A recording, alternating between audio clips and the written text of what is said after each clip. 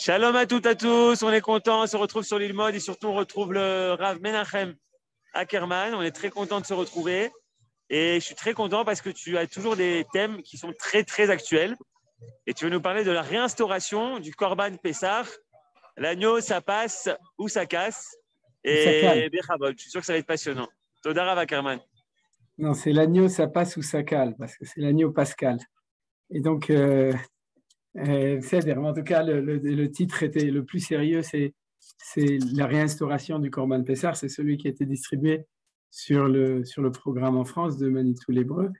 Et shalom à tous et à toutes. Donc, on n'a pas le temps de respirer. C'est comme dans la Megillah, à Vilou, c'est qu'on a à peine fini de digérer les Mishloach Manot de Seudat Purim que déjà on passe à Pessah. Et donc, c'est comme ça. Bezrat Hashem, on a 4 cours le lundi jusqu'à Pessah. Aujourd'hui, c'est le premier. Je ne vous ai pas envoyé le programme, je ne pense pas. Mais en principe, il y a déjà un programme qui est prévu des 4 cours d'ici à Pessah, qui sont en préparation de Pessah. Donc, aujourd'hui, comme on a un petit peu de temps, j'ai pris un sujet qui est moins près de la préparation pratique. Le dernier cours, ce sera vraiment un cours sur la préparation du Seder de Pessah. Et les 2 cours entre les deux, il y a 2 sujets. Mais aujourd'hui, on s'occupe de quelque chose qui est malheureusement plus loin de nous, puisque je ne suis pas sûr que d'ici 3 semaines, on aura l'occasion de pouvoir offrir l'agneau pascal, le Korban Pessah. Mais en tout cas, notre étude permet d'ouvrir les vannes de la bénédiction pour que si ce n'est pas cette année, alors ce sera l'an prochain à Jérusalem où on pourra amener l'agneau pascal. Alors donc, vous avez compris que c'est le sujet dont on parle aujourd'hui. Et je vais tout de suite ouvrir, comme d'habitude, le texte d'étude, dire ce qu'il y a à dire. Voilà. Donc, le cours est toujours les Ilou Nishmat, Michel, Djoar Malka Badou Nassanene, c'est son mari Gérald. Les Ilou Nishmat, c'est Keren Batuela. Et les Ilou Nishmat, c'est puisqu'on apprend les Shloshim de Dodati, Sarah Bat Broucha et les Avdil Alfé Avdalot. Donc, votre maman. Pardon? Les Ilou Nishmat, votre maman. Oui, mais ça, je le garde pour jeudi, comme ça, je fais la séparation. Ah, d'accord. Et pour ne pas encombrer les Ilou Nishmat. Le Rav de Kanievski. Ah oui, tu as raison. Les Ilou Nishmat, Rav, mais je me souviens plus. Ptachia, Chaim, avec un 3e nom aussi, Kanievski. Top, Bessader, Toda Rabba, Shizkar Talano, Aravat Sadik. Et je vais en parler. À la fin du cours, je voudrais faire référence à Saptira. Et les Refouach Lema de Chava Evelyn Esther Badrachel Sarabi. Et je dois dire que par Yael Shushan, j'ai reçu des bonnes nouvelles, qu'elle va mieux, Baruch Hashem, et qu'elle est rentrée à la maison. Donc, on lui souhaite un complet rétablissement, Bekarov, Bezrat Hashem. Et comme on aussi à Khatan, Itaï Chaim Ben Ahova, ou Yael Tachachar Batester, qui était dans un accident de voiture terrible, qui a perdu ses enfants, et les Fouad Kolacholim, Magefa Azot, et aussi tous les Juifs qui sont blessés dans la guerre en Ukraine, et tous les non-juifs qu'Akadosh Baruch Hu pense que aussi il faut prier pour eux. Donc, alors donc, on va commencer. Alors, la première chose que je dois dire sur ce sujet, le sujet du rétablissement du Korban Pessah, je vais l'appeler le Korban Pessah parce qu'en français, le sacrifice, c'est pas bien, l'offrande, c'est compliqué, donc tout le monde comprend Korban Pessah. La première chose, c'est que c'est un sujet qui est tellement vaste qu'il mériterait au moins un minimum de 3 ou 4 cours pour qu'on ait le temps d'étudier les choses comme il faut. Alors, comme je me suis limité à un cours, donc on va passer les choses un petit peu en vitesse, contrairement à souvent certains cours où on se prend le temps d'étudier, je dirais, le sujet au niveau de la réflexion. Là, aujourd'hui, il y a en même temps un petit peu de réflexion et aussi de l'information, c'est-à-dire qu'on va étudier le sujet de manière générale. Alors, la première partie qu'on va faire, c'est la partie historique. C'est quoi la partie historique? De voir les différents les événements dans l'histoire qui ont été liés avec ou le fait d'offrir l'agneau pascal alors que le temple n'existait pas, ou bien l'expression de la volonté de réinstaurer le Korban Pessah. Alors, je vous le rappelle, si le Beth Amikdash est là, la question ne se pose pas, puisque Si le Beth Amikdash est là, c'est bien évident qu'on amène, comme nous disons dans la tfila de Moussaf de Shabbat,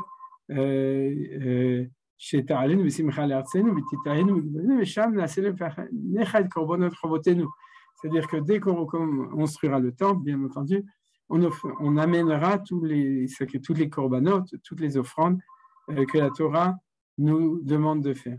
Mais la question qui se pose maintenant, c'est est-ce qu'il serait possible de recommencer à offrir le Korban Pessah bien que le temple n'est pas encore construit? Alors, dans cette question-là, comme vous allez voir, la surprise, c'est que oui, qu'en gros, la réponse, elle est positive. Et on va voir tous les arguments, qu'ils soient au niveau historique, et au niveau halachique, et ensuite au niveau marchaftique, au niveau de la pensée, qui sont liés avec cette question. Alors, on commence par l'historique. Le premier point, vous voyez le titre, c'est qu'à l'époque de Shivat Zion, c'est-à-dire l'époque qui est après les 70 ans de l'exil de Babylone, donc on est en plein dans la suite, là, de l'histoire de la Megillat Esther. On est dans le 3e chapitre. Je n'ai pas noté, mais si mes souvenirs sont bons, c'est le 3e ou le 4e. Je pense que c'est le 3e chapitre du livre de Ezra. J'ai oublié de noter la référence, mais vous pourrez le retrouver de toute façon, que ce soit le 3e ou le 4e. Et on nous raconte non pas l'histoire de Pessah, mais on nous raconte, on va le lire en vitesse si vous allez comprendre. Veiga, en fait, ce qu'on nous raconte, c'est que quand les Juifs sont revenus au moment de la déclaration Cyrus, donc vous vous souvenez, c'est encore avant Pourim, lorsque Koresh, ou Cyrus en français, a permis aux Juifs de revenir en Israël, alors la Bible nous raconte qu'ils ont réinstauré, ils ont construit un misbéach, c'est-à-dire un autel, et ils ont réinstauré le travail des sacrifices avant que le temple ait été construit. On verra, c'est le dernier verset qu'on va lire maintenant. Alors, on le lit en vitesse.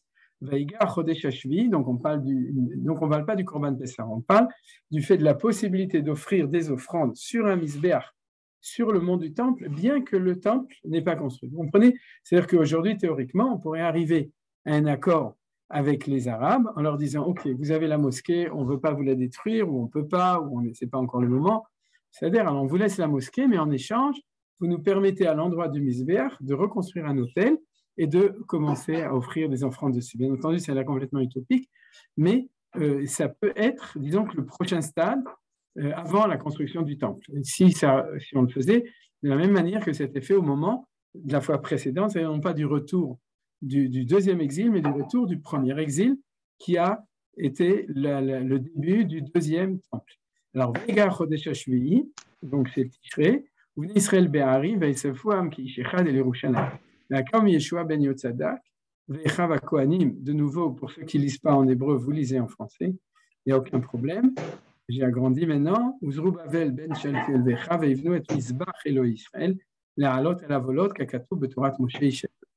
והכינו המזבח על מכונותיו כי בהמה עליהם מעמי ארצות ויעלו עליו עולות לאדוני עולות לבוקר ולערב. Donc c'est le sacrifice perpétuel que vous connaissez, c'est-à-dire la Ola qu'on amène tous les jours le matin et le soir. Et עשו את חג הסוכות ככתוב עולת יום ביומו במספר כמשפט דבר יום ביומו. Donc vous voyez, on parle pas du Korban Pessah, mais on parle du fait qu'on peut réinstaurer la avoda, c'est-à-dire l'offrande des offrandes sur un autel, même avant que le temple soit reconstruit. Donc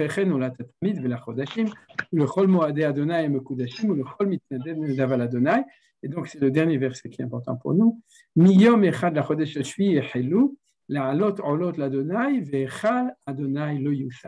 non seulement il n'est pas construit, on n'avait même pas encore commencé à construire les fondations. Vous avez compris qu'il y a une possibilité d'amener des corbanotes, des offrandes, même si le temple n'est pas construit. Donc les gens ils disent oui, le temple n'est pas construit, le temple n'est pas construit, le temple n'est pas construit. Non, c'est pas vrai. On n'a pas besoin du temple pour pouvoir commencer à offrir des offrandes. Alors, là-dessus, on a une deuxième source qui est très importante. C'est une source dans la Gemara, dans le traité de Megillah 10, folio A, entre autres, parce que c'est une Gemara qui apparaît dans d'endroits, puisque c'est une Gemara fondamentale. Je la lis en français, en hébreu, et on va la relire en hébreu. ואמר רבי יהושע, שמעתי שמקריבים אף על פי שאין בית, אוכלים קודשי קודשים אף על פי שאין כלאים, קודשים כלים מעשר שני אף על פי שאין חומה, מפני שקדושה ראשונה קידשה לשעתה, וקידשה לעתיד לבוא. Donc, je le lis en français dans ma traduction.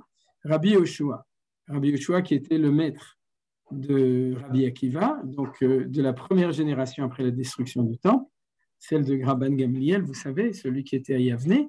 Rabbi Yoshua a dit, j'ai entendu que l'on amène des offrandes bien que le temple ne soit pas là. C'est-à-dire, n'est pas reconstruit ou construit, mais qu'il ne soit pas là, qu'il est détruit.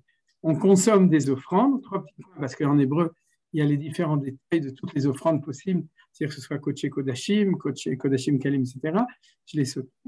Car la première, c'est-à-dire tous les détails, mais on peut consommer les offrandes, on peut les amener et les consommer, car la première sanctification, celle du premier temple, la sanctifiée pour son temps et pour le temps ultérieur. Ça veut dire quoi? Et on l'a déjà étudié, c'est ainsi que Maïmonide, Rambam, dans les lois du Mikdash, a statué, et c'est aussi, on en avait déjà parlé, c'est la raison pour laquelle, dans la mesure où la Kedusha, c'est-à-dire la Kedusha du temple est ineffable, c'est-à-dire que depuis que le premier temple a été sanctifié par le roi Shlomo jusqu'à aujourd'hui, la Kedusha est restée la même. C'est la raison pour laquelle on doit faire très attention à ne pas rentrer dans un endroit qui s'approche du Kodesh HaKodashim, et même de manière générale, à des endroits où, si on n'a pas été purifié par la vache rousse, on n'a pas le droit d'entrer. Dans le Kodesh HaKodashim, c'est très dangereux, c'est très interdit.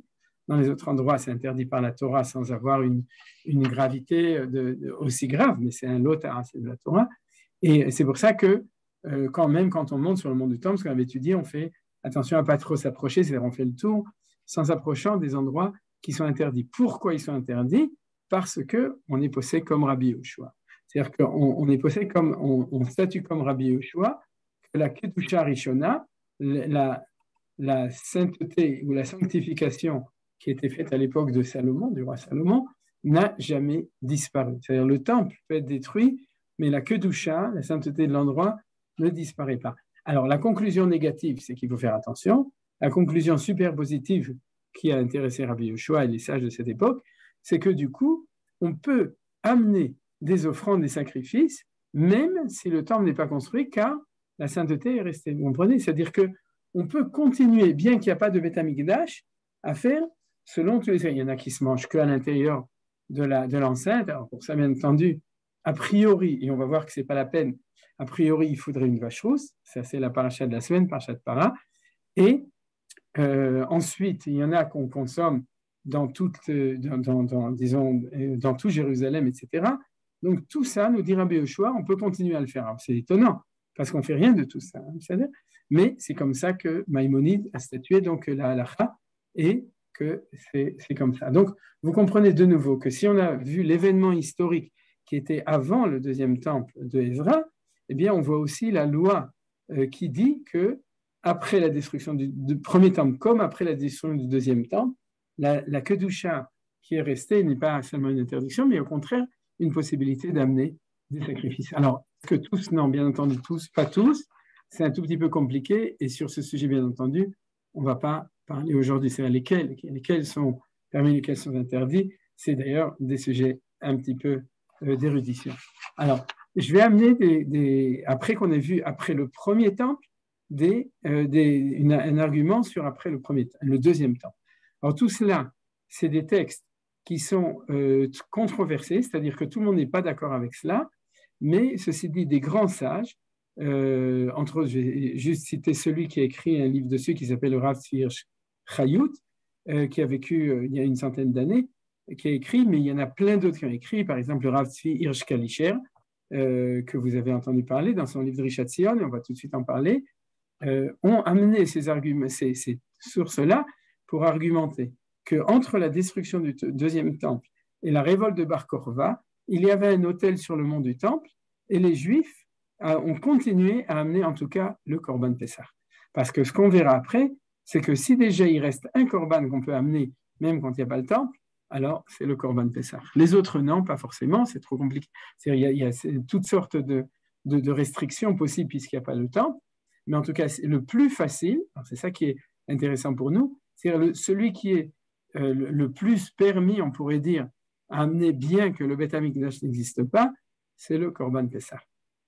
Alors, le scoop de tous ces rabbanim-là qui ont étudié le sujet, c'est que non seulement on peut, mais ça a été fait. C'est-à-dire le temple était détruit, et malgré tout, les Juifs ont continué à fêter la fête de Pessah à Jérusalem en amenant le Korban Pessah. Bien entendu, c'était l'époque des Romains, on peut s'imaginer que les choses se sont faites un petit peu dans la discrétion. Tous les Juifs n'amenaient pas, d'ailleurs tout le monde n'était pas d'accord, d'après certains commentateurs, de ces textes-là, de l'amener, mais en tout cas, il y en avait qui continuaient à amener le Corban Pessah. Qu'est-ce qui s'est passé au moment de la révolte de Bar Korva? Comme vous savez, Jérusalem a été interdit aux Juifs, a été nommé Aelia Capitolana. À ce moment-là, cet hôtel a été rasé et les Romains ont interdit totalement aux Juifs même de pouvoir se promener dans cette région, de rentrer dans cette région. Donc, c'est évident qu'à ce moment-là, cette histoire n'a duré que 52 ans. C'est-à-dire, ce n'est pas beaucoup par rapport à nos 2000 ans d'exil, mais ça nous montre qu'on a un précédent. On a un précédent sur le Corban Pessah, du fait que, même s'il n'y a pas le temple, pour eux, c'est un précédent qui est post-temple, et pour nous, ce sera une expérience pré-temple. C'est-à-dire qu'ils ont compris que si on pouvait, on continue à le faire. Alors, je vais vous amener les deux sources qu'il y a. Elles sont, premièrement, dans le traité de Psachim, chapitre 7, Mishnah 2. Alors, on lit directement en français. On dit comme ça, on ne grille pas le Pessah. Quand je dis le Pessah, c'est l'offrande, ni sur une broche métallique, ni sur une grille. Alors, pourquoi? Parce qu'il y a marqué Tseli-esh. Tseli-esh, ça veut dire que tu dois être, le sacrifice, l'agneau pascal, doit être grillé par le feu. Or, si jamais tu mets un chipoud, c'est-à-dire une broche métallique à l'intérieur, vu que le métal est conducteur de chaleur, à ce moment-là, le feu va chauffer la broche, la partie intérieure du Corban Pessah va être cuite par la broche, c'est-à-dire par du feu, une barre métallique, et non pas par du feu. Or, la Torah nous a interdit, parce qu'il y a marqué, Ki in tzliesh, il y a un commandement positif, que ça doit être grillé par le feu. Et c'est pour ça qu'on n'a pas le droit de le faire. Et du coup aussi, ni sur une grille, vous comprenez, c'est-à-dire on ne peut pas poser le barbecue sur une grille métallique avec le feu en dessous. Pourquoi? Parce que on a peur que là, les parties qui sont en contact avec la grille vont être, en tout cas sur une plaque métallique, bien entendu, c'est totalement interdit. Alors le problème est de savoir qu'est-ce que ça veut dire la haskala, c'est-à-dire le mot qui ici dans le texte en hébreu que j'ai traduit par grille, il y a des discussions, mais de toute façon c'est le même principe. Vous me direz alors du coup comment est-ce qu'on fait? Comment est-ce qu'on va accrocher? On ne peut pas accrocher le Corban Pessah sur une ficelle avec une ficelle et pour le griller. Alors la Mishnah nous explique comment est-ce qu'ils faisaient. Ils utilisaient un matériel qui n'est pas conducteur de chaleur. Qu'est-ce qu'ils utilisaient? Un morceau de bois du Etz Harimon, du grenadier. Pourquoi? Parce que ils avaient vérifié que c'était le matériel optimal pour permettre de griller sans qu'il y ait conduction de chaleur à l'intérieur de l'animal.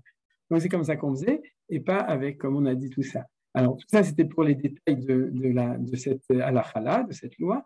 Rabbi Tzadok a dit que Rabban Gamliel avait agi en disant à Tavi, son esclave, c'était un esclave, hein, c'était pas un serviteur, il était pas juif, sort, mais c'était un Talmid Chacham. Il y a toutes sortes d'histoires intéressantes sur Tavi qui s'était couché sous le lit de son maître dans la souka parce qu'elle dit je sais qu'il n'y a pas de place et que moi je ne suis pas obligé de faire la mitzvah de souka parce que je suis un esclave donc exempté de certaines mitzvot dans la souka, etc., etc. Et on dit que Rabban Gamliel, lorsque Tavi est mort, il a été Yosef Shiva parce que c'était un Talmid Chacham, ce Tavi, et il lui a dit sors et grille-nous le Pessah sur la grille.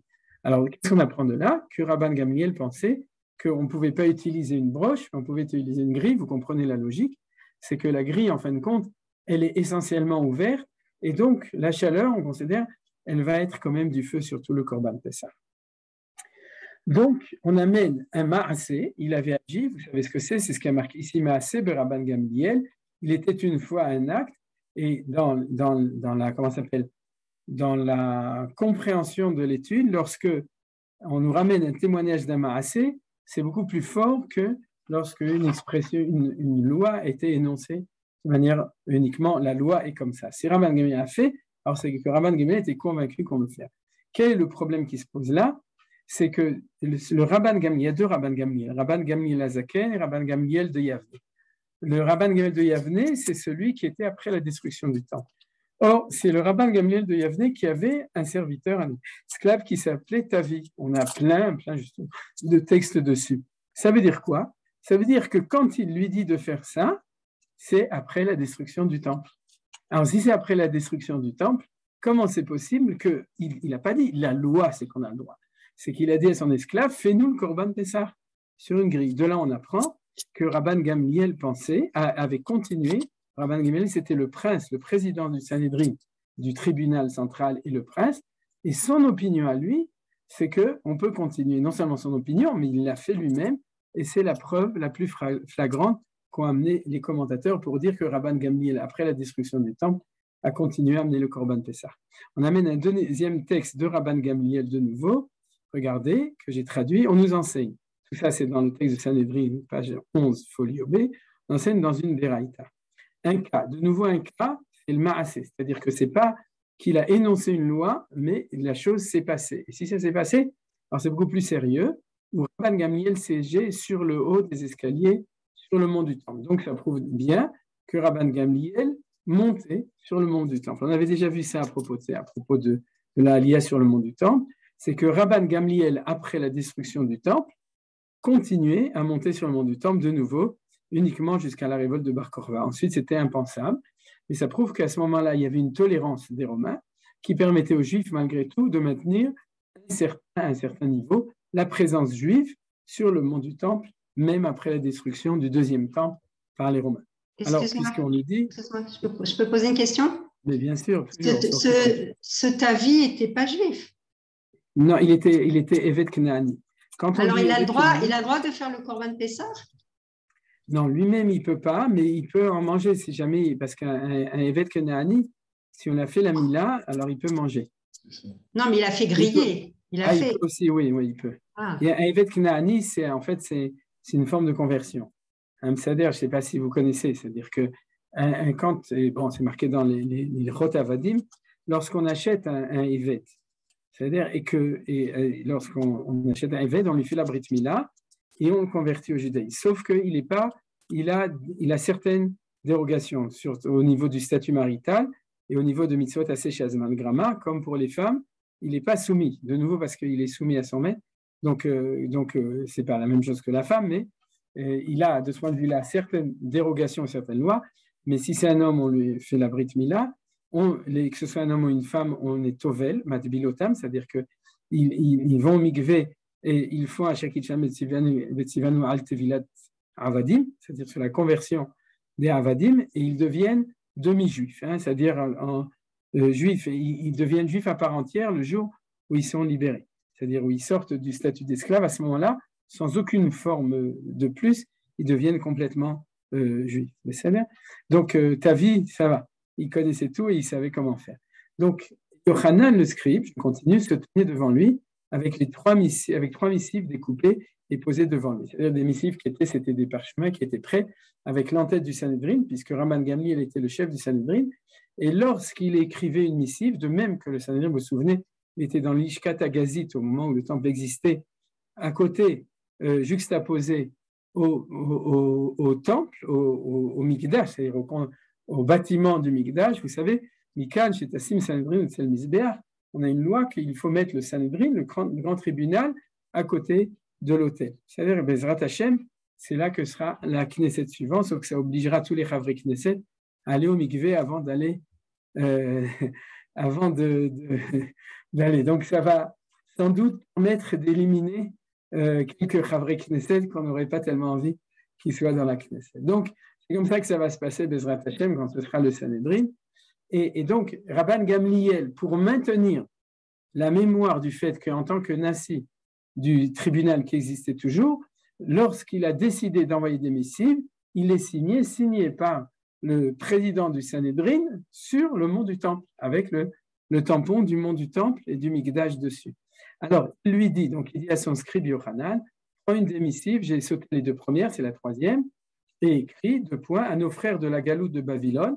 Vous voyez, faisait attention. C'est-à-dire, quand vous écrivez à vos cousins en Amérique ou en France, tu dis à mon cousin qui est en galoute à Trifouille-les-Oies et à nos frères de la galoute de Mède et à toutes les autres galouillottes que vous soyez en paix éternellement. Nous vous faisons savoir que, 3 petits points, les agneaux sont tendres, c'est-à-dire les agneaux n'ont pas encore assez grandi. Vous avez compris pourquoi, pour amener l'agneau pascal, et le temps du printemps n'est pas arrivé. C'est-à-dire c'est comme cette année, tout est retardé parce qu'il faisait pas très beau. Et la chose a trouvé grâce devant moi et devant mes amis, c'est-à-dire mes amis, c'est le Sanhédrin, c'est-à-dire ça il signe au nom de tout le Sanhédrin et le tribunal suprême, et nous avons rajouté cette année 32.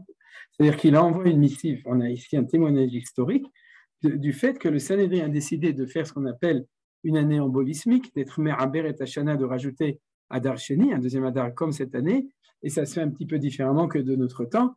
Le président du Sanhédrin annonce à toutes les galouillottes qu'ils doivent rajouter le deuxième. Pourquoi ? Parce que le printemps n'est pas arrivé et parce que vous savez que la naissance des moutons, elle est saisonnière, elle arrive en septembre, en gros, c'est-à-dire, on le voit à propos dans la première Mishnah de Rosh Hashanah, et que les moutons cette année, sans doute parce qu'il y avait un sale temps ou à cause du corona, je ne sais pas exactement, mais en tout cas, ils n'avaient pas assez grandi, donc c'était une des raisons pour laquelle il fallait repousser d'un mois Pessah, et donc ils ont décidé de faire un deuxième Adar. Or, problème, de nouveau, Rabban Gamliel, on voit très bien que c'est après la destruction du temple, puisqu'il n'est pas installé dans le tribunal, il est assis sur, il siège, ce n'est pas qu'il est assis sur les escaliers, c'est-à-dire il siège sur le mont du temple et il envoie cette missive pour dire on va devoir amener le Korban Pessah, et puis c'est trop tôt. Donc, deuxième source pour montrer que Rabban Gamliel lui-même pensait à ça. Il y a un Rav Yehuda Zoldan, qui a écrit un très beau livre, ici, qui s'appelle Moadé Yehuda ve Israël, je vous le recommande, et qui a écrit dessus sur cette question, et il rajoute un point que je vais lire par oral. C'est qu'il dit que le Seder de Pessah commence par l'histoire de Rabbi Akiva, qui était à Bnei Brak, et qui a fait son Seder toute la nuit, et on voit que dans leur Seder, d'après le Rav Zoldan, il était plutôt centré sur un Seder d'après la destruction du temple. C'était peut-être après la révolte ou avant la révolte, mais sur un Seder comme où le centre, c'est la matzah, etc.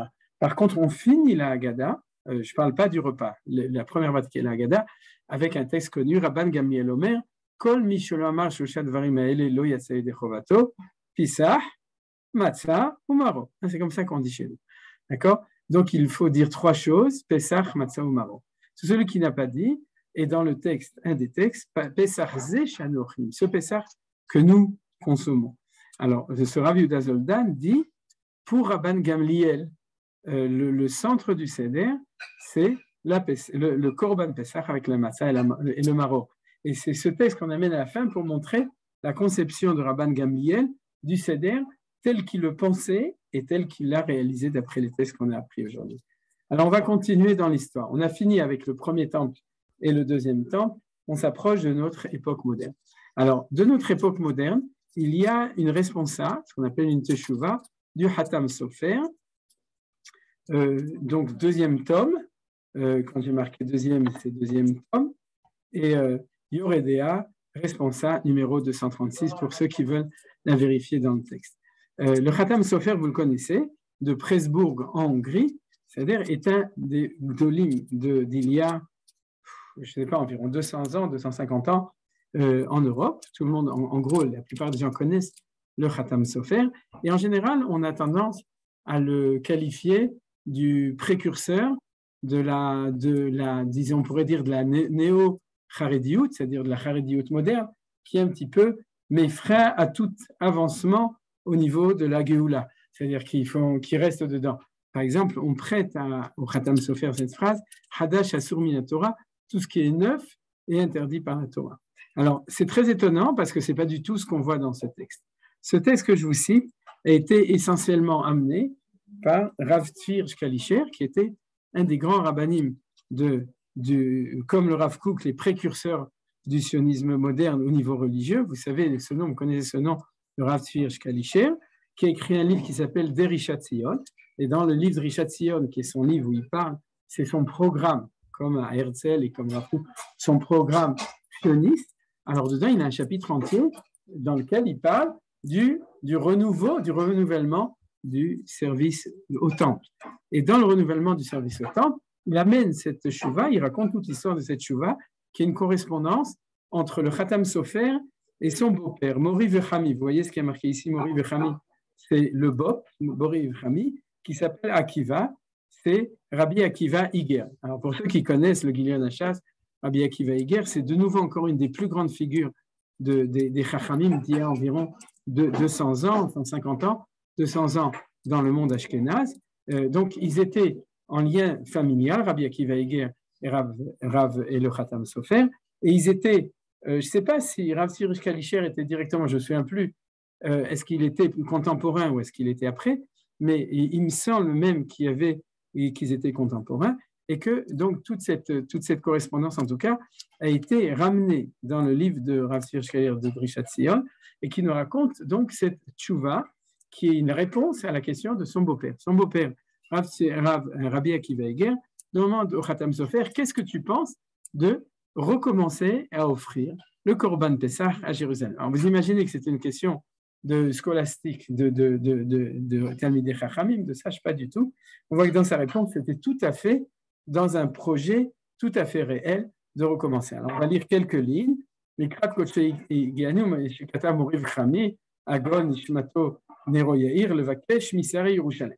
Donc, ce que le Rabbi Akiva Eger, il avait dit, peut-être qu'on va demander donc Sarim, c'est ceux qui dirigent à Jérusalem les représentants de l'Empire ottoman, puisqu'à l'époque c'était l'Empire turc, et lui demander, l'Iten rechute la crive, et qui nous donne la possibilité de recommencer à offrir le Korban Pessah. Donc vous voyez tout à fait, ils ne vont pas par 4 chemins, c'est tout simplement qu'ils demandent au Khatam Sofer, qu'est-ce que tu en penses qu'on envoie une missive au sultan ou au représentant du sultan à Jérusalem pour lui demander est-ce qu'on pourrait réinstaurer le Korban Pessah. Donc révolutionnaire, vous comprenez très bien, c'est-à-dire qu'on a dans toute l'histoire de nouveau.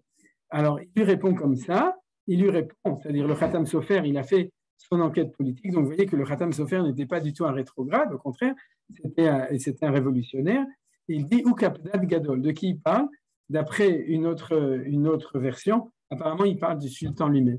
Il dit le sultan de leur époque, c'était un, comment dire ça, il est très, bon, il dit ça avec des mots un petit peu enveloppés, c'est-à-dire que c'est un antisémite, qui haou amar le vali kravsha mishaino memunat ishmael, parce qu'il empêche celui qui n'est pas un musulman d'approcher de tout le coin du Harabaï, du monde de montée, Sham Nivna Bet Avoda Shelahem, parce qu'ils ont construit là-bas leur mosquée, Vomrim, Sheven Shtia Bemsa Kippaï, et ils disent que la Even Shtia est au milieu de la Kippa, donc de la mosquée d'Omar, Veloïk Rav Sham Ishzar Shenom Emunatam, et personne ne s'approchait. Vous avez compris ce qu'il veut dire? Il veut dire, si jamais ce n'était pas le sultan, mais que c'était le gouvernement d'Israël, le Khatam Sofer et Rabbi Akiva Eger auraient été les premiers à commencer à faire la guerre pour pouvoir remonter sur le mont du temple et réinstaurer le Korban Pessah. Vous voyez de quel Khatam Sofer on parle ici. C'est-à-dire il était super, le Khatam Sofer super. Et c'est lui qui écrit cette tchouva, donc il y a plus de 100 ans, en disant si on réussissait à convaincre le sultan, eh bien on recommence à offrir le Korban Pessah. Donc vous voyez que les discussions aujourd'hui ont un fondement et historique et halachique qui est sérieux. Alors qu'est-ce qu'il nous raconte encore? Il dit Ve'al kol panim, ma shekatav mori v'chami agon nero yair ma naase mituma v'chose kiuna v'avne choshen. Il dit mais il demande à son gendre qu'est-ce qu'on va faire avec les problèmes d'impureté et avec le problème d'être sûr que les prêtres sont des prêtres. C'est-à-dire ça veut dire quoi? Que tu es sûr que son père il est Cohen et qu'en plus il n'est pas halal, vous comprenez? Parce que un prêtre pour faire le zimoun ou birkat kohanim, ça va. C'est-à-dire mais un prêtre pour le temple. Alors peut-être qu'il faut un prêtre, un Cohen, qui a un livre de Yochassim, c'est-à-dire un livre, comment on appelle ça de nouveau? J'ai oublié. Comment on appelle ça nous un arbre généalogique, voilà, un arbre généalogique où il est sûr qu'il est Cohen, fils de Cohen, et sans problème de halalout, c'est-à-dire qu'un de ses ancêtres se soit marié avec une femme qui l'a désacralisé. Et qu'est-ce qu'on va faire avec les pierres du Chochen, du pectoral? Où est-ce qu'on va trouver des pierres comme ça, etc. Alors, avant la suite de la réponse, je vais en parler par oral, mais qu'on ne va pas du tout étudier, il y a un autre témoignage. Ineb, Sefer Kaftor Vaferach, dans un livre qui s'appelle le livre de Kaftor Vaferach, qui date du Moyen-Âge, Perek Shlishi Sham Katav, Rabbi Yechiel Miparis, Ala l'Yerushalayim Shnat Yudzaïn, l'Elef Hashishi. Rabbi Yechiel de Paris, que vous connaissez tous, d'accord? Vous connaissez tous ce nom, puisqu'il a décidé de faire l'Aliyah avec 300 de ses élèves après l'autodafé, où ils ont brûlé tout le chasse et tous les livres, 17 charrettes de Sifrei Kodesh manuscrits à l'époque devant la place de leur dame. Et c'est pour ça d'ailleurs que leur dame, elle a fini aussi par brûler grâce à ça. Vous savez, vous connaissez cette histoire-là, très actuelle, mais en tout cas, après ça, Rabbi Echel de Paris a décidé qu'il en avait marre de la place de la grève à Paris. Il a décidé d'arrêter de faire la grève et d'organiser son aliyah avec 300 aliyah. Non seulement il a décidé de faire son aliyah, mais il a marqué dans le livre Kaftor Vaferach, qui est contemporain, qui a été écrit en Israël par justement un des Chachamim qui était là, qui raconte dans le 3e chapitre que Rabbi Echel de Paris, quand il a fait son aliyah à Jérusalem, va marler à Rav Shiroté la kriv korbanot.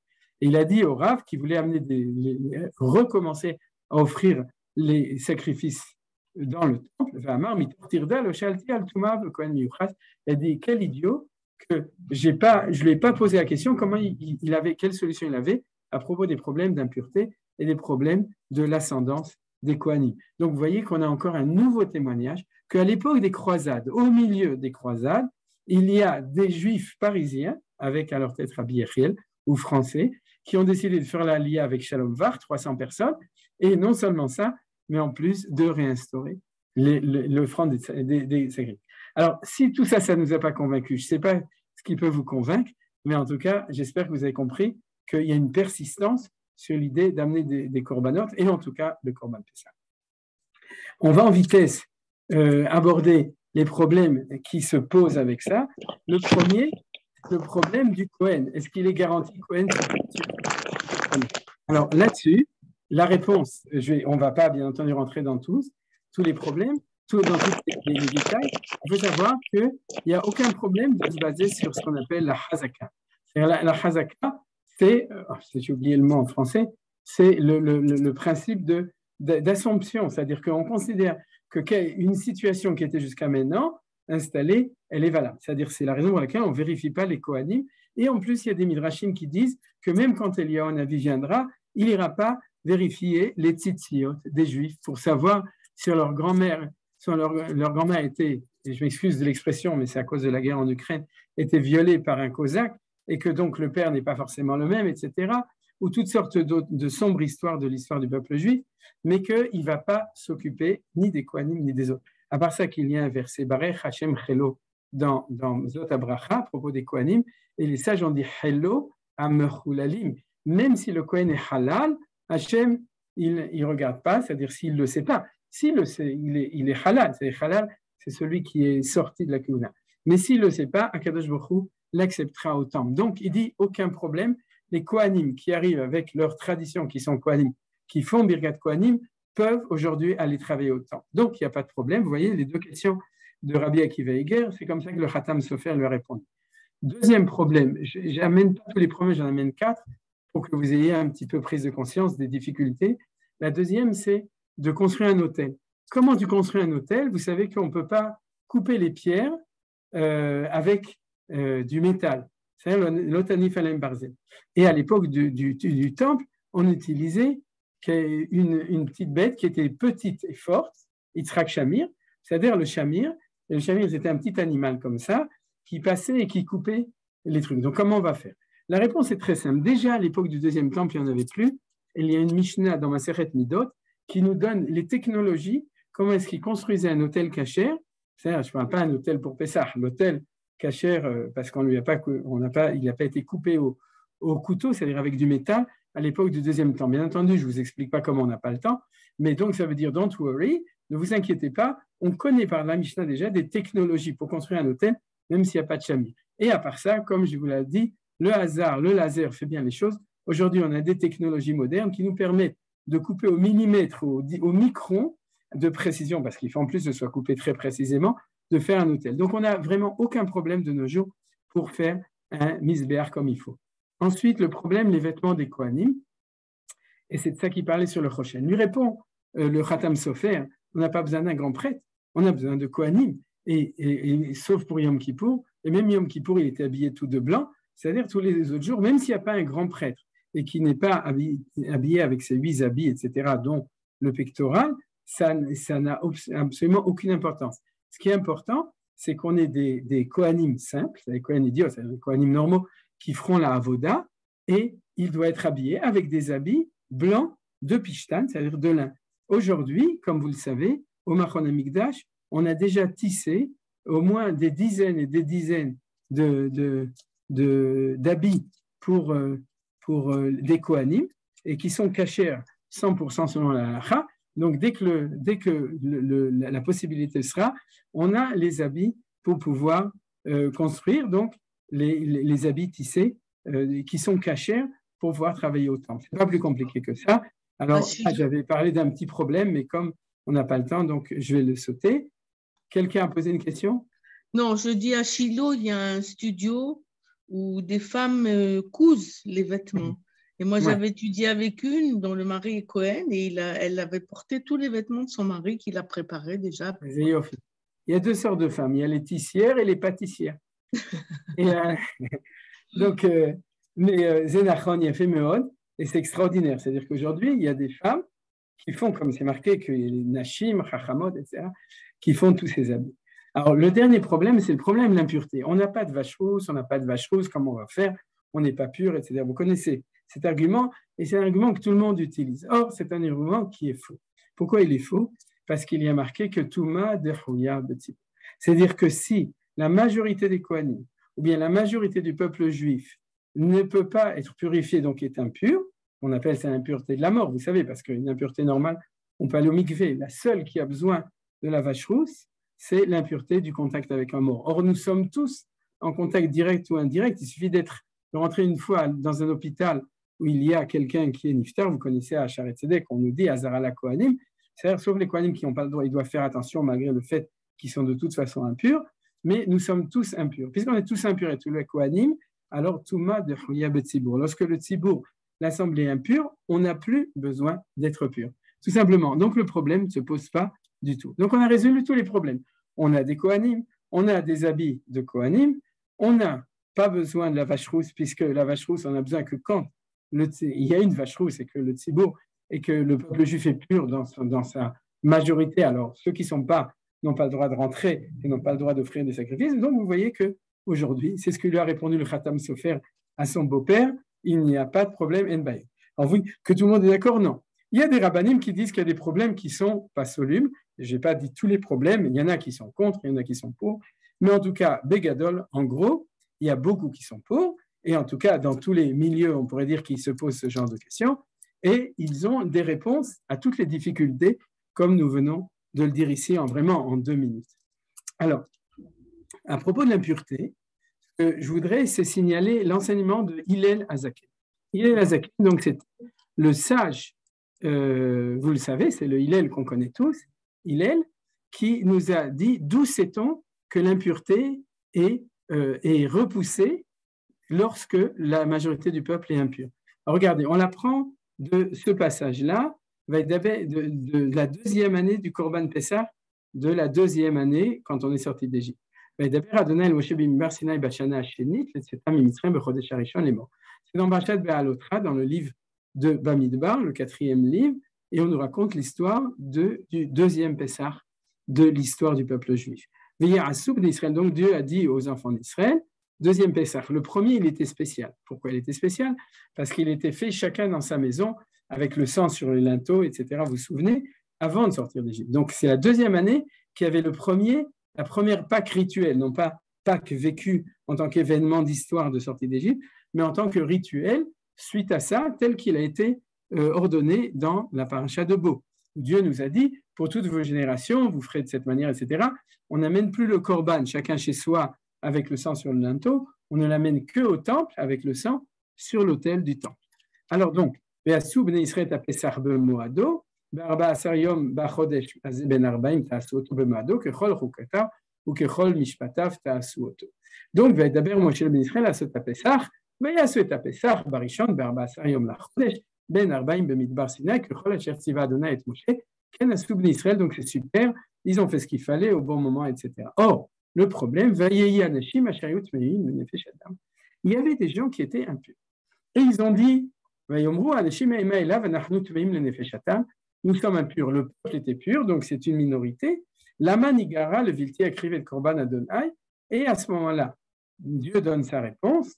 Qu'est-ce qu'on va faire? C'est-à-dire nous qui sommes impurs, alors que nous ne pouvons pas amener le sacrifice puisque tout le peuple est pur. Vaïdaber Adonai el Moshe les morts, Daber el Ben Israël les morts, Ish Ish qui est tamé la nefesh, Obederech Rochokalach. Olodorotechem ve'asa Pesach, l'Adonai, Bachodesh Hasheni Barbasar Yom Ben Arbaim Yasoto, Matzot Umorim Yochlu. C'est ce qu'on appelle le Pesach Sheni. C'est-à-dire que si le peuple juif est pur et qu'il le fait le 14 Nissan, à ce moment-là, les impurs exceptionnels, les individus qui ne sont pas purs, doivent faire le Korban Pessah, mais un mois après, le 14 Iyar. C'est ce qu'on appelle Pessah Sheni que vous connaissez sûrement. Or, qu'est-ce qu'il y a marqué par les enfants d'Israël en disant Ish Ish qui est tamé. Si quelqu'un, un homme est impur, alors il est repoussé à Pessah Sheni.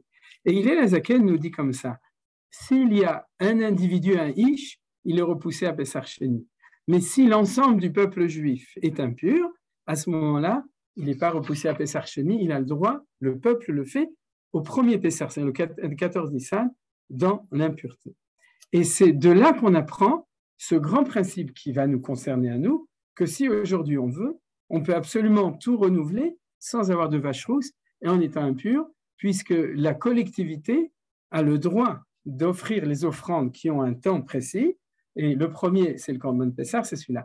Alors, ce qui est très intéressant, c'est que pour savoir est-ce que pour d'autres sacrifices, est-ce que aussi on peut les offrir dans l'impureté, par exemple le sacrifice journalier ou des autres fêtes, etc., on l'apprend d'après Hillel de là. C'est-à-dire que la source, et c'est ça le sujet de pensée, dans les quelques minutes qui restent que je vais développer, mais on a parlé de l'historique et de la halakha, maintenant je vais rentrer dans la partie plus de Marshava.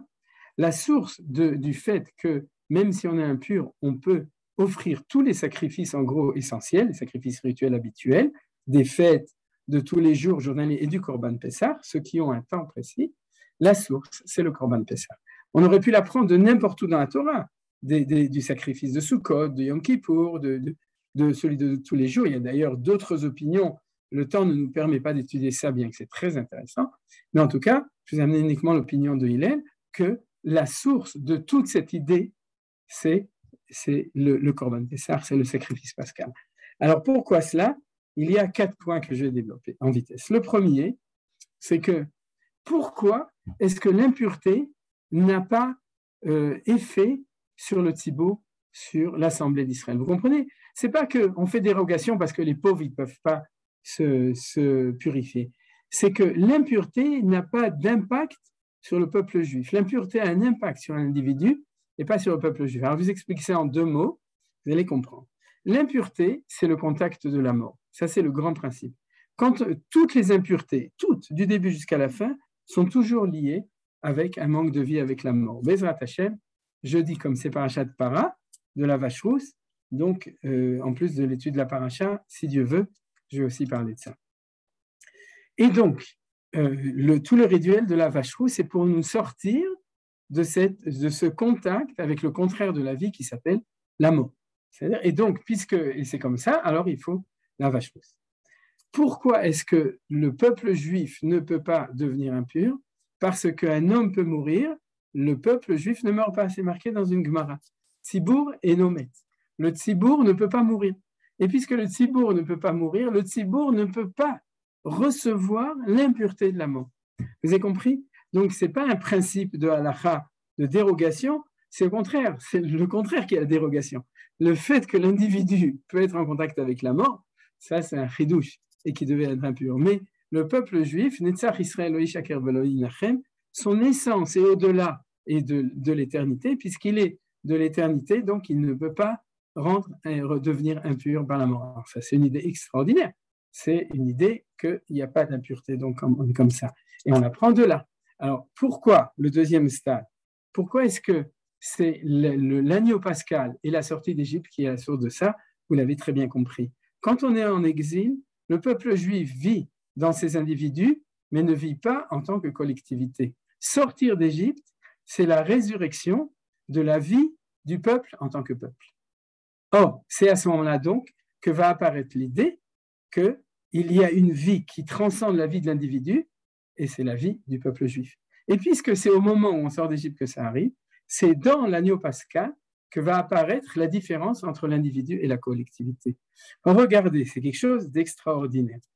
Lorsqu'on est sorti d'Égypte, on est sorti de l'esclavage et on est devenu libre, autant au niveau de l'individu, chacun vivait son histoire d'esclave et est sorti de son esclavage personnel, et autant au niveau d'une nation qui est sortie de l'exil, de l'esclavage, le avdout, mais avdout de la nation, à la libération qui est le fait de sortir d'Égypte. Vous êtes d'accord avec moi qu'il y a un destin de l'individu et un destin du collectif au moment de la sortie d'Égypte. Et on le voit même dans les lois, puisqu'on voit que le Korban Pessah, au moment de la sortie d'Égypte, c'est fait de manière domestique, chacun dans sa maison. Et on dit d'ailleurs que chacun, ish le fiochlo, il y a le même mot ish qui apparaît ici, c'est-à-dire chacun selon ce qu'il pouvait consommer. Et ensuite, c'est le bet avot, c'est la baït.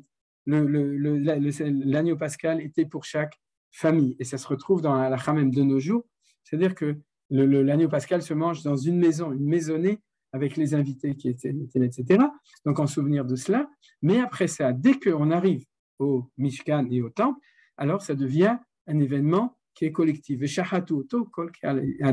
Toute l'assemblée amène le Korban Pessah. Alors, le Korban Pessah, c'est, si vous voulez, le passage, c'est comme ça que le Rav Tzviudel dit, on l'avait étudié, entre la condition individuelle et la condition collective.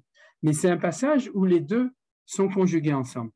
Intéressant. L'année suivante, lorsque tu as le destin collectif et le destin individuel, la collectivité existe et il y a un individu qui est loin, ou qui est impur, donc qui est sorti de la collectivité, et il dit, est-ce que j'ai une promesse de possibilité de rejoindre en tant qu'individu? Je me suis réveillé trop tard, j'ai raté le train, ou j'ai raté le coche, ou bien je n'étais pas juif, donc maintenant j'ai rejoint beaucoup plus tard. C'est-à-dire, est-ce que en tant qu'individu, je peux rejoindre la destinée de sortie d'Égypte? Oui, puisque au moment de la sortie d'Égypte, et l'individu et la collectivité l'a fait, mais il faut comprendre que c'est deux dimensions différentes. La collectivité, c'est le 14 Nissan, l'individu, c'est le 14 Iyar, c'est le Pessar Sheni. C'est ce qu'on appelle la session de rattrapage. C'est-à-dire que l'individu peut rejoindre le destin de la collectivité, mais dans son temps. Ce n'est pas le même jour. Il a un temps précis pour qu'il comprenne que lui et la collectivité, c'est deux dimensions différentes. Alors, vous voyez que tout ça est marqué dans ces deux mots. Ish nitra le Pessar Sheni, ven sibur nitra le Pessar Sheni. C'est-à-dire l'individu est repoussé au deuxième Pessar, mais la collectivité n'est pas repoussée au deuxième Pessar. J'ai dit les choses en vitesse. Ça veut dire que dans cette loi de la pureté et de l'impureté se révèle la vivacité qui apparaît au moment de la sortie d'Égypte, Am Israël Chai, et donc il ne reçoit pas l'impureté. L'individu est vivant et sorti d'Égypte, donc Kol Yehudi Chai, mais il a un niveau de vie personnel, donc il peut être soumis à l'impureté et du coup, il amènera le Korban Pessah le deuxième jour.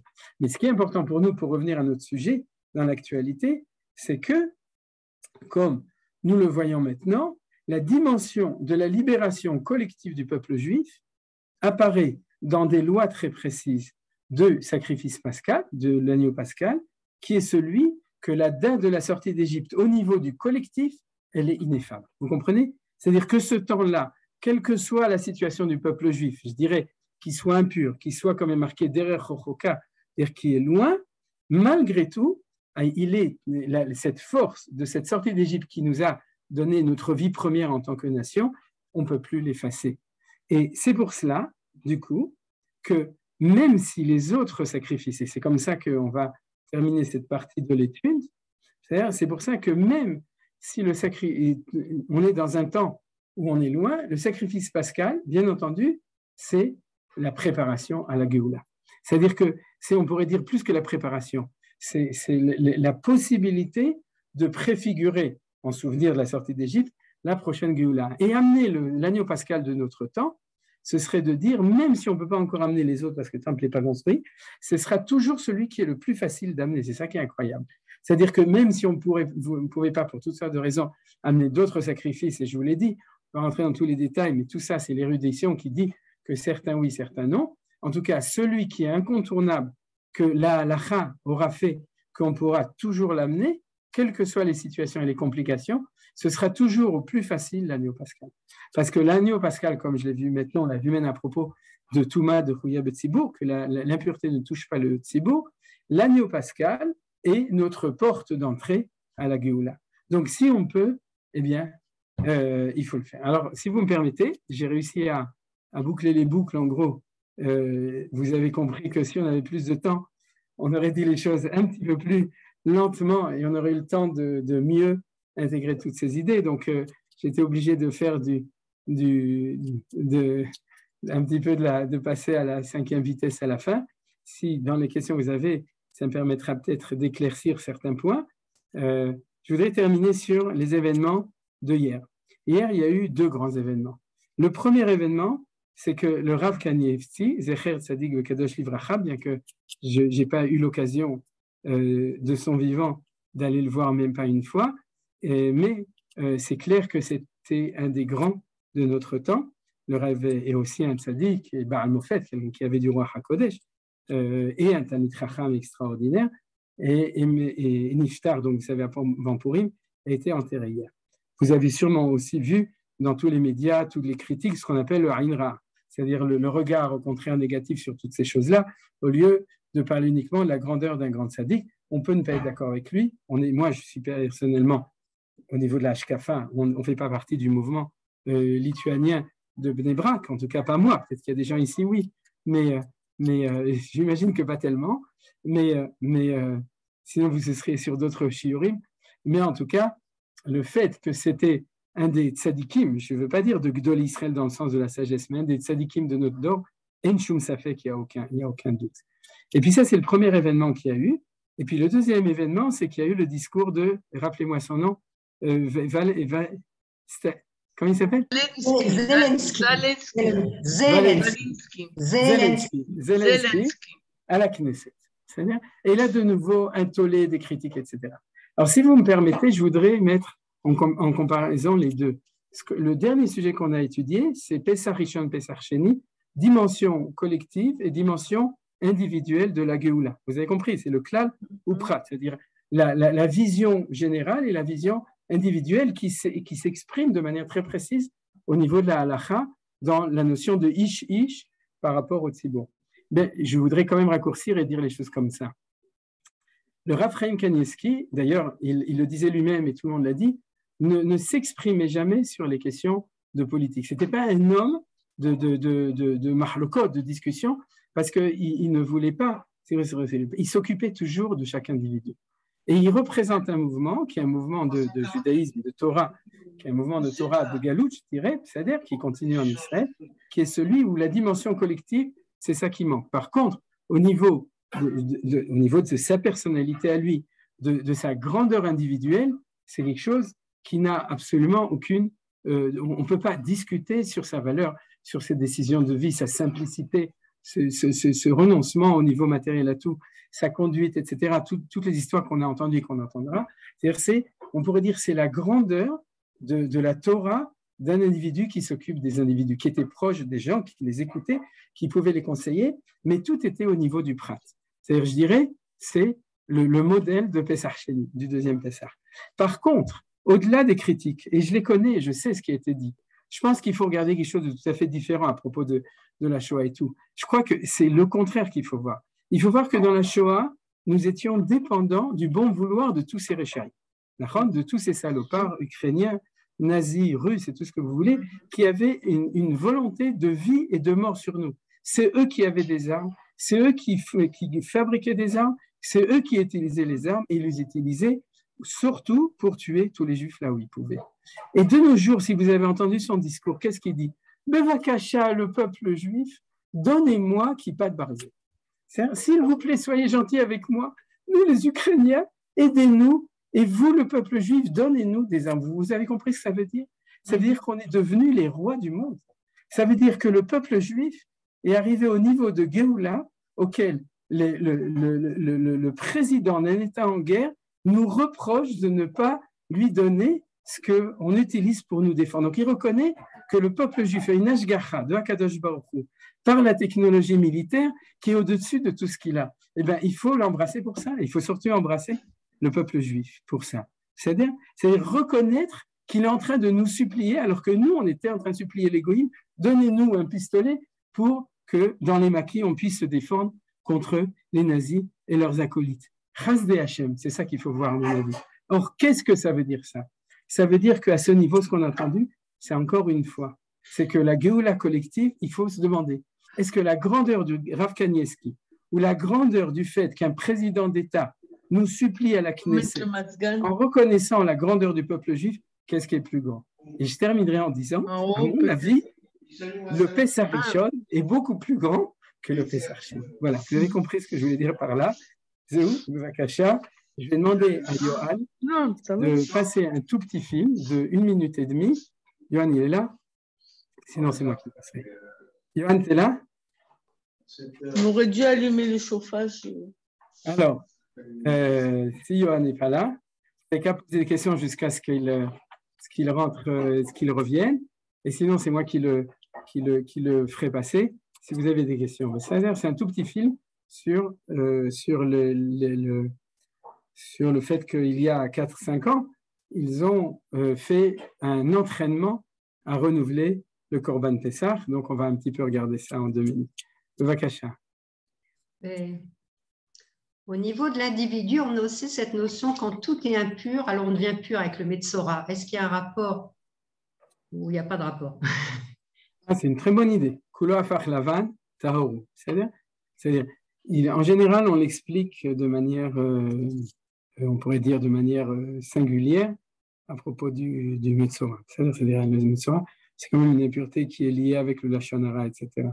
Maintenant, tu voudrais dire de manière métaphorique, de même que le peuple juif dans son ensemble, alors ne peut pas recevoir, de même le Metzora, celui qui est lépreux, d'après la traduction classique des choses, s'il est devenu complètement, alors il n'est pas impur.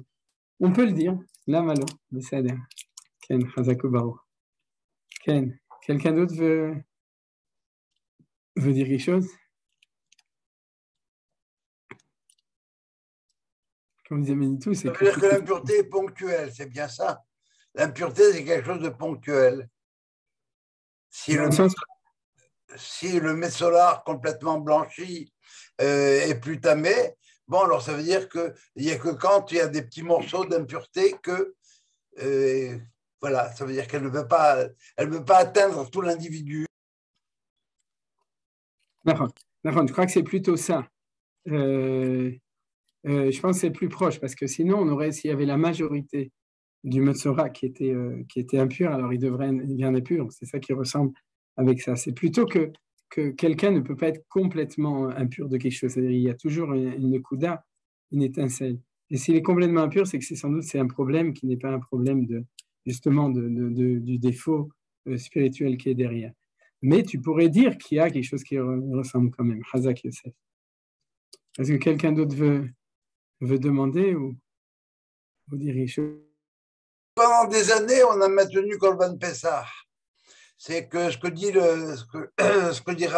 j'ai oublié son nom, il dit que la poussière, c'est pas Hametz, et que la femme, c'est pas Korban Pessah.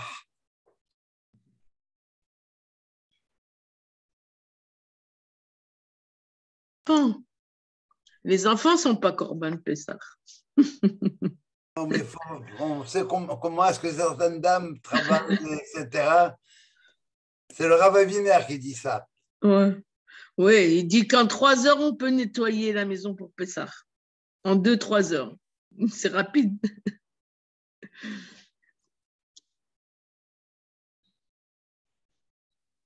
Moi, j'aimerais poser la question, est-ce que l'impureté peut être collective?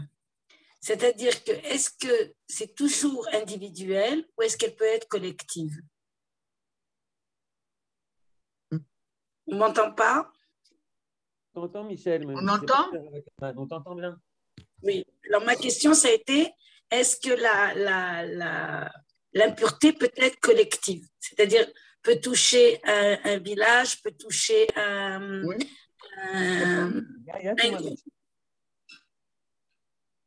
Ah mince. On va montrer le film. C'est vrai qu'il s'est déconnecté, le Rav. Oui, c'est ce que je vois. Il ne veut pas me répondre. Il est parti. Non, merci. Alors, on va montrer maintenant ce que le Rav voulait vous montrer. Voilà. Hop. Écran partagé. Partage d'audio. Avancer. Tac. Donc, c'est le Korban. Le Korban Pessah, Il est aujourd'hui actuellement. C'est entre autres le Rav Ariel qui organise tout ça.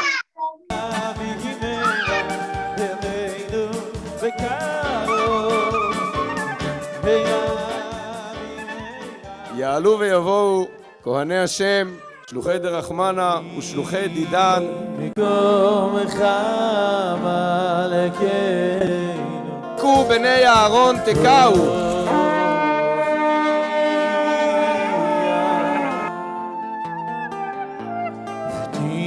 ותמלוך עלינו ותמלוך עלינו. כי מחכים אנחנו לך.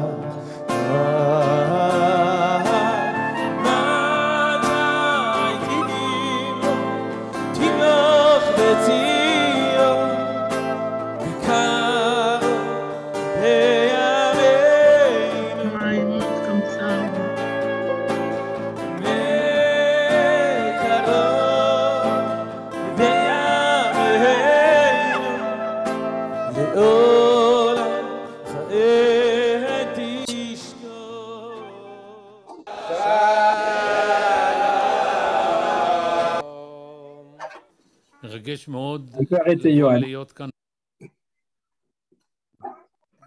Voilà, c'est où? On a vu le Rav Ariel, le Rav Israël Ariel, qui a fait ça. Et le Rav Ackerman est revenu, est de retour. Et il y a même une question de Michel. Vas-y, Bechavod. Donc c'était tout d'abord, avant que Michel pose, dans tout le processus historique, vous voyez que c'était en 2018, c'est Tafshina Incret. J'imagine que depuis, ça n'a pas été enregistré parce qu'à cause du corona, ça n'a pas été refait. C'est un tirgoul, c'est-à-dire qu'on s'entraîne à faire le Korban Pessah pour avoir l'habitude. Et comme vous avez vu, les Kohanim étaient habillés avec, c'est des vrais Kohanim, c'est que des Kohanim. C'est pour ça qu'ils ont fait Birkat Kohanim à la fin. C'est des vraies trompettes et c'est des vrais habits de Kohanim. Et le chidouche, la nouveauté de cette fois-ci en 2018, c'est qu'ils l'ont fait. Je ne sais pas si vous avez remarqué l'endroit après dans les discours, si vous reprenez, vous verrez dans les discours qu'on voit l'endroit, c'est au sud du mont du Temple, avec la muraille, le kotel à Dromi, juste devant, là où on fait des cérémonies souvent, etc. Donc c'est là-bas qu'ils l'ont fait.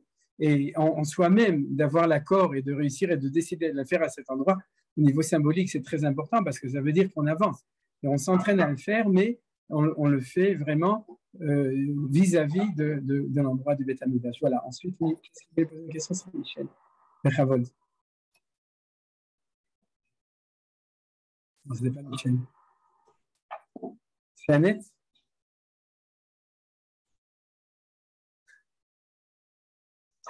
Michel est parti.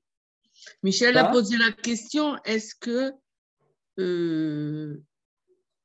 en collectif, il peut y avoir un... comment elle a expliqué être... Le village peut devenir impur. Impur, voilà. Un village, par exemple, un village, une keïla. D'accord. Alors oui, c'est une très bonne question. Et la Gemara en parle. C'est-à-dire que, est-ce que... en fait, on pourrait dire où est-ce qu'on fixe la frontière au niveau de la collectivité. C'est-à-dire qu'est-ce qui s'appelle un individu et qu'est-ce qui s'appelle une collectivité. En gros, Dafka, ça fait partie même du Dafyomi, c'est-à-dire qu'une ville ou un village, c'est encore un ensemble de personnes. C'est-à-dire que ça ne fait pas partie de la loi de la collectivité. Là, la Gemara dans Rayot, elle se pose la question, et je ne me souviens plus de la réponse, c'est au niveau d'une tribu entière. Que comme une tribu, ça déjà. Alors, est-ce que si une tribu entière, par exemple, était impure, alors est-ce qu'ils auraient cette loi-là? Alors, je me souviens que la Gemara pose la question, je ne me souviens plus de la réponse. Mais en tout cas, en dessous de la tribu, c'est encore un ensemble d'individus. Voilà, c'est la réponse à la question. Tov. Tov, toda rabba. אז בבקשה, alors on se retrouve בעזרת השם ou Yom Khamishi pour Parashat Shavua ou bien la semaine prochaine pour encore un shiur sur ça.